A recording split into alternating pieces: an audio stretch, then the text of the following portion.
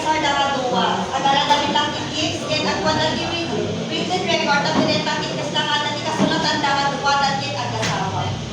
Pakalon or walwa, don't need finalization with symbol with drinking ritual. Same thing dito sa taas, pero itong pakalon is para yung alak. May agreement sila uminom ng, yung iinumin nila is parang conduct ceremony or ritualan da. Asay ko ba? Tugtugaw, courtship involving men bringing food, acceptance shown by butchering a pig. Ito naman yung tugtugaw. Excuse me, tugtugaw na yan. May tugtugaw na yung agwadan. Kukuha sila ng kakatayin nilang baboy for takto damit na ipakita na yung iyang baboy ng takto na tayo. Ma-accept na yung boy. Para enjoy girl. Takto na agreement na nila. Tiniboy or tinilaw. Arrange marriage between families. Dahil ibig kayo kami so dahil nag-agree. Which is the family dahil nag-agree para kaniya. Iyaklo. Giver by waiting for marriage fortune. Another sacrifice signs are bad. Danon. Most expensive buying wedding with large double demands includes support. So, correction kami dito kung mas courtship involving men bringing food. So, again, men ka no, gitugod na hindi kayo. Tapos, acceptance di babae na ang secretary love na ngayon at party ito'y danon. It is the most expensive my wedding because ikidawanan na ito na nawin at kaan lang ang parta daga animals. So, kidawanan yung family di babae. So, danon is the most expensive my wedding. So, burial rites and practices. Ito naman yung patayan da. Panaka, anos, minatoy. Bathing and dressing the dead in the best clothes and valuables to bring to the afterlife. Ito naman yung ginagawa niya, di ba namatay na yung tao. Ang ginagawa nila is ipinisan nila ng maayos, paliguan nila, para sa ganon is afterlife maayos siya. Kumbaga, sending messages to the neighboring tribes to announce the death. Ito naman yung Ito karay iti kasadagit yan na announce damay. Tapos dagay nagduman at tao dagay neighbors dahil amuda nga amuda nga diyan buwan na tayo. Tapos dagit apandamit kita yung dinatay. Patakan. 3-day burial observance starting with Kodo, where elders lament, perform rituals, and sharpening from sacrifice pigs. Dati dyan yung mga aramid din, ay bitlang na hindi na day, ipartiyan na din natay, takto, ipartiyan na din natay, kalalagan dati, kusipus, seremonya, ang damit-damit.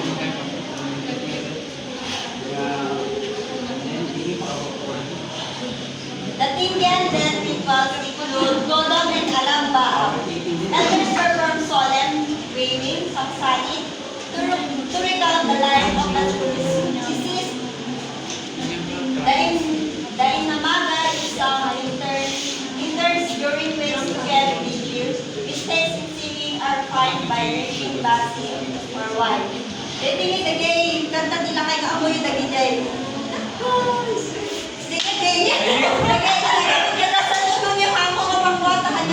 Download. Yan ang tatay. Kumingsa ko kapsut. Basta kanyo mo awatan yan. Yung kanya yan kantain. Nakakitan niya na.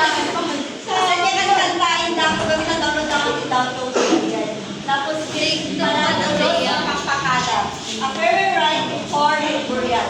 With family members chanting goodbye and representatives speaking for them. Ito naman yung ginagawa nila is Sumagawa siya ng seremonya para magbigay, basta nakag-last message da, forward message da yung tinatay. Sagsag or Elias.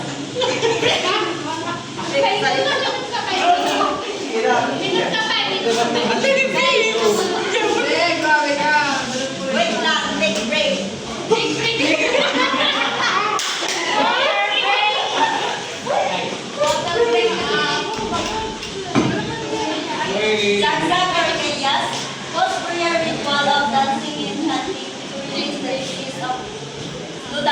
afterlife. Ito naman, ang ginagawa naman nila dito is agutong-tungda at sasalada. Tapos na itakit. Diyan tayo. Basta nga yung ikadagi, kuwan, lagi, kasi dagi sakit. Di ba, first na lalaki na namarkit ka na. Sa lada, sudan, tapos kuwan natin, chanting na tulit, takit nalinis, sunod ko niya mapansi afterlife. Pabalon, the day of burial, after burial. The dead's favorite food and belongings are placed on the top and a bonfire is lit. Pagkatapos ka ng idiin talimdan din na tayo. Basta kaya, isa ka na dagdagi, favorite foods din na tayo. Tapos dagi belongings na important din kanya. Kami dagi jay, place on the tongue. Tapos ang papadati bonfire din na tayo. Lie off, dalos, or wax. Held a year later to end mourning. With cleansing rites, traditional dances or select ropes, basi drinking, and full cultural dress led by a Mantebelor in the celebration follow. Ang ginagawa naman nila dito is parang i-cleanse na nila yung agarami dati sa Raronya, mamang-cleanse din na tayo. Agarami dati basta na celebrations na at standard sa taray, tapos ipakita na nga mayatin itinapasarap. Tapos na nga dead anniversary na. Detalay of or dalos or wax. Backing. This ceremony is held to celebrate the completion of a new dwelling or to remove any signs. Understandable bit, di ba? Yes. Yes. Okay, so regarding in relation to the Baki, let me just add additional knowledge on how they do this Baki ritual. So first, Baki ritual can be done during or after. And yeah, during or after. So ang Baki ritual ay sinasabay nila sa habang ginagawa pa ang bahay o habang sinisimulan pa para ma-make sure na walang bad omen or kamalasan na papasok sa iyong bahay. So, paano nga ba nila ginagawa ang Baki ritual? So, una sa lahat, they have to prepare their offerings. And their offerings, across the room, meron na nakalapag na rattan horse or bamboo na nilalagay nila sa room across the yung room na sa so di balay ada ikas ikabin dan asa ikabin dan din nga yung di balay na pagkabilang pag-isap kita at offering. For example, offerings with clothing and fishnet and hair strand. Tapos paano marigatan jay immortal or jay basta jay evil spirit kano marigatan. Tapos paano in order for her power to be powerless, tapos balikan ko nga powerless. So una na dito na the evil being will be rendered powerless due to the amount of offerings. So of course, if they pay, kumuhanda ka nung makwan, kumuhanda ka nung nag-check evil beings ka nung handa ka nung if they pay, kumuhanda ka nung nag-check hair strands, nag-check fishnet, isunda ka nung manulit ka nung kasla umisita ulit na manggulo ka na DJ Iwa at DJ new dwellers. So, second is that the medium will place a piece by all pounds. So, of course, approach na yung baboy before the party. Tapos sila pag-jay across the road lang where the offerings are placed. And then third is diyang. The medium or the spirit medium will perform a diyang or ito na yung nagbabasa na siya kung ano yung mga yung mga predictions niya for yung mga bad moment na hindi nakikita or hindi na-observe ng mga human na nag-i-assign ni kabunyan daw. So, of course, after that, they have to butcher the pig na and extract the blood and put a rice and then they have to smear the blood, the mixture of the rice and blood throughout the house. So from the pillar and the ceiling and everything and so on, nilalagay nila yung mga dugo para serve as a talisman or protection. So after that, so kinatay na nga nila at in-extract pa nila yung dugo nila at ginawa nila na blessing serve as yung dating ritual. Kinuha rin yung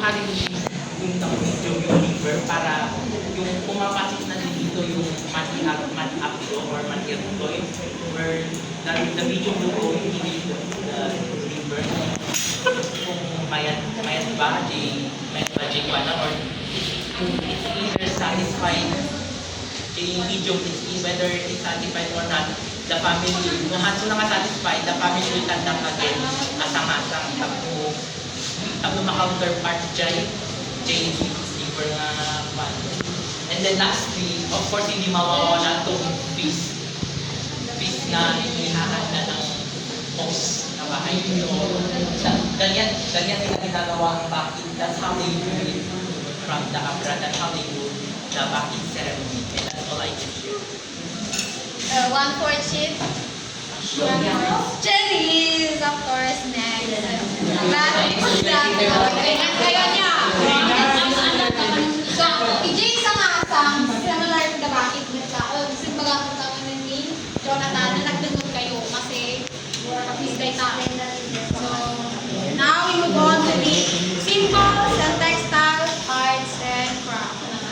The first is unlock tapis. Mutay-mutay sa tapis nila. So, it is embroidered frocks given to the dancers of the gato, symbolize the permission and acceptance to the gato. So, ang example here is the ang amabay ng agaib. This is the ang amang kita yung kanilang tao na dahil na. Kasi it depicts historical truth. Sutik ko na. And then, these are the musical instruments. Gangsa, damutasi ka pasila, tapos the instrument made from bamboos.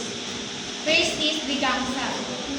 Others call it dumadong, patangkok, no? Pangitat or katanggo, it is on the end of a load of bamboo is cut out in one. Basta ano tayo magtatigang sa pasada ng kapsada. Right? Yes! So this is the bunga kaka or bilbil. Makita yun? Bunga kaka. Wala ka nung Balimbing. Balimbing. Balimbing. Kaya Balimbing. Kaya kasi dito. And this is the matambok. And umato. Naman dito nga itong tayo ba't lang dito? Tungali. Umato. It is a nose flute. So, ito yung mga kami ito yung ikat niya. So, next is the ulibaw. It's a native bamboo instrument.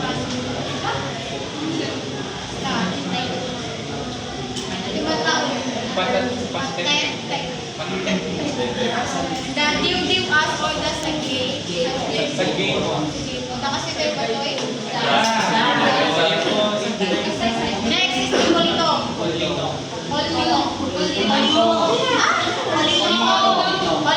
Sige, correct me kasi kayo dito kasi paano na it is a bamboo tube seated from both the paligat and the panji upright. Then, next is the sulibaw.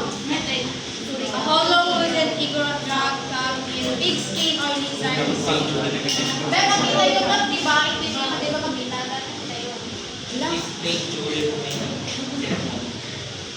Mas na IG papat lang ngay IG Cordillera Heritage. Di ba IG ko IG ito di ba kapat skin na. So IG abra ngay kasi nino sa dapat ito yung lizard skin. Oy, lizard.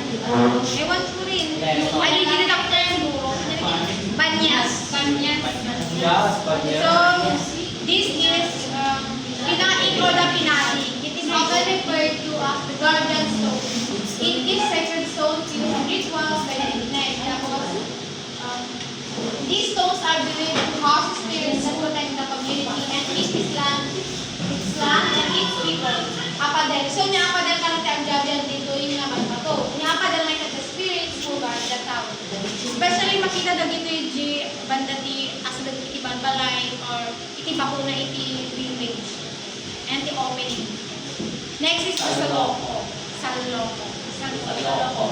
So, this is the ritual of the Saloko ceremony seems in part to be to bear out this claim. The heads were placed on sharpened bamboo poles which passed through the parliament bamboo. Di ba i-dictate ko pati di Abraham at ang ito sinadaw lang yung ng tinda? Dahil di ba antik na mga tao kagawin ko sa kalsulo ng titi. Nagito na kayo na sharpen ng mga bamboo poles. So, Saga.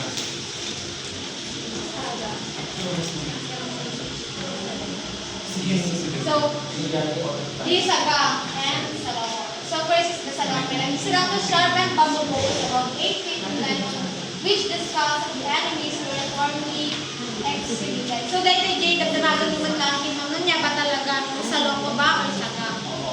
Kasi agpada na lang yung definition nga, bamboo poles nga na-sharpen na si Kabin Ulo, yung tawag dyan na nakakanda. So, ating what at inaalam din tayo na maraming resource, Indian, social and economic life of the Philippine tribe.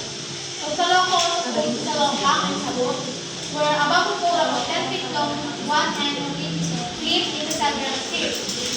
Then, dito, so nagtuyan kasi gilas na ngay kat maungap, kasi bidang ngay kake.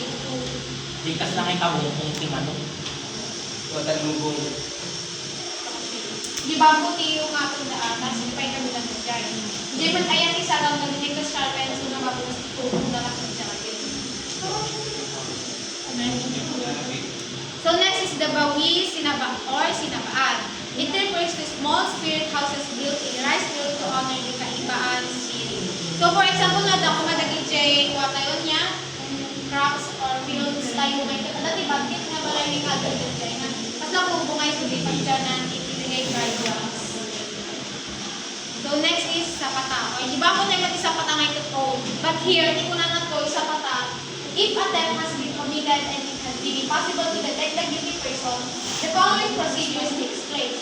All the people are summoned to gather and one by one retrieve the basi, while calling on the snake to bite them, the lightning to strike them, or the abdomen to swell up and burst if they are guilty. Una na to, di ba sa sapata nga ito? Niya taunatan? O, pledge kanya tayo.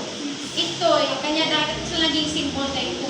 Noon na kasi nagtakaw, uthan nga ang mga sinuti nagtakaw, amin nagiging villagers ay banda. Tapos, tayo naman na tibasi. Ang mo tayo tibasi, di ba? Yes. Right? Yes. And then, ijay, habang nag-iinunda, ukurayin da ka o maalati, may sa kanya da matuklaw or makukuran, or yung strike lightning. Tapos, ijay da makita kung sino iti guilty, sino tinagtakaw. And then, next is the katoko, a hat made of passport or tabungaw by Teofilo Garcia. So, hindi nag-search na iti symbols and next is arts and craft. Hindi sa nga nagpakita ito, aside from medyo tapis ni Norma, ngayon dahil katoko. Dahil na ay niya tabungaw, may naramid na kakaloko, sa pilo na jay. Ni Teofilo Garcia. Like, as in, nagdadakol na tabungaw, mas gano'n na dahil sa naramid na kakaloko. And then next, we want the weapons and these are the weapons of Abra. These are used to deflect projectiles and as battle. So next is ito, ibigay na kayo mausap na nga makilaban. Siyempre, pati matlaga